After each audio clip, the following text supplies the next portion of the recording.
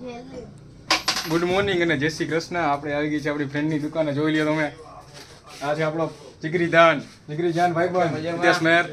આજે આપણે જવાનું હોમ થિયેટરમાં. થોડી ખરાબી આવી ગઈ છે.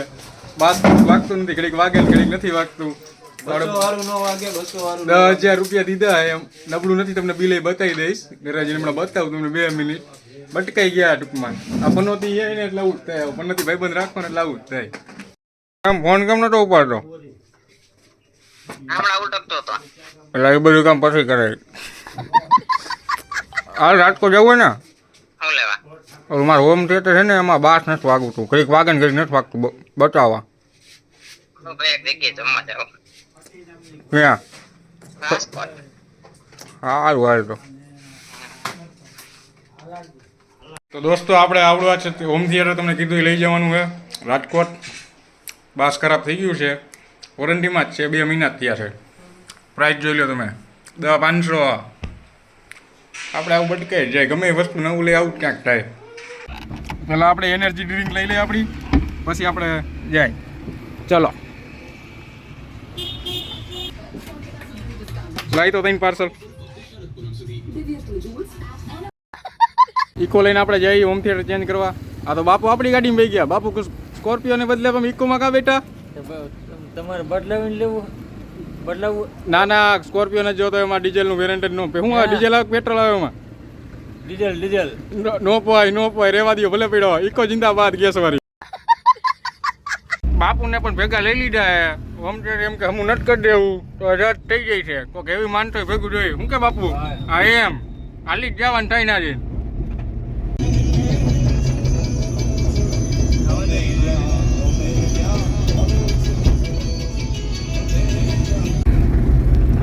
હિતેશભાઈ, આપણે ઇકોમાં વીમો ફૂલે ને? અરે ફૂલ દઈ દો હમણાં મોરે જો. આપણે ઇકો લીધી હતી ત્યારે રોડ ટેક્સ ભર્યો હતો કે નતો ભર્યો? અરે કાયદેસર 2500 રૂપિયા ઇકો આવ્યા. બાપુ આપણે સ્કોર્પિયો લીધો ત્યારે બધું ભર્યું હતું ને, વીમો ને રોડ ટેક્સ બધું. તો ક્યાં રોડ ક્યાં રોડ ક્યાં? ને રોડ નો કહેવાય કાકા. આ સેટેલાઇટ વાળો રસ્તો એ સાબિત કરે કે ચાંદા માથે કેવા ખાડા હોય એમાં તમે અમને આ ધરતી માથે જોવા મળે. મોદી ને કેવું એક ચક્કર મારે એરિયો આમો કહી દે. અરે જેવું કે 25,000 આલિયા છે. કાંઈ આલિયા નથી. આ તમે રોડ જોવો કાકા. હાઈવે ગામડાની પટ્ટી નથી. જો ડિસ્કો કરે. ભાવનગર હાઈવે હે ભાઈ. હા, ભાવનગર હાઈવે. હાલ જ જુઓ તમે રસ્તાની એકવાર ખાલી. इस सज्जन को क्या तकलीफ है भाई? क्या तकलीफ है इनको? સેલ્સમેનમાં ગાડી લઈને નીકળી જવા. પહેલાં અહીંથી 408, પછી અહીંથી મેર ડોર, પછી અહીંથી મિની ડોર એટલે રિક્ષા, પછી ઓટો રિક્ષા અહીંથી આવી. હા, બધાને માલ ઘટે હોય ને અને મોટો રિક્ષા લઈને દે આવી કાતો. તો દોસ્તો, તમે સાંભળી રહ્યા છો બાપુની સ્ટોરી કે કઈ રીતે સ્ટ્રગલ કર્યું. પછી તમે સ્કોર્પિયો બતાવીશ. બાપુ અત્યારે સ્ટેટસ જો તમે બાપુ પાસે 3 તો ગાડી પડી છે ઘરે જઈને બતાવું. માણસને પહેલાં સ્ટ્રગલ કરવું પડે, પછી કાંઈક આગળ 2 પગથિયાં આવી શકે. એમને આમ કાંઈ શોર્ટકટ કાંઈ રસ્તો જ નથી. એ તો ભૂલે જ નહીં કોઈ. આપણે આવી ગયા હતા કિંગ ઇલેક્ટ્રોનિક્સમાં દીપકભાઈનું હોમ થિયેટર લઈને. ત્યાં એને રમાયડા આપણને કે 2-3 દી પછી આવજો. તમે જોઈ રહ્યો છો આ તમારા વ્લોગર દીપકભાઈને. આ જો 2000 વાળું હોમ થિયેટર લઈને આ દુકાને હાઈલાઇટ થાય. કોઈ હાથે પકડવા રાજી નથી.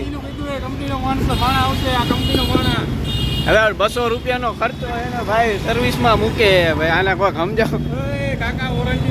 તો આપણો ભાઈબંધ પનોતી ભેગો હતો. મને ખબર હતી આવો જ કાંક જવાબ દીશે. 2-3 દી પછી લઈ જઈજો. આજ તો કામ સક્સેસ થાય જ નહીં. એવું હોય કે કામ નથી થયું. આને ભેગો લીધો હોય ને એવું હોય કે કામ નથી કે 1 દીમાં પતી ગયું હોય.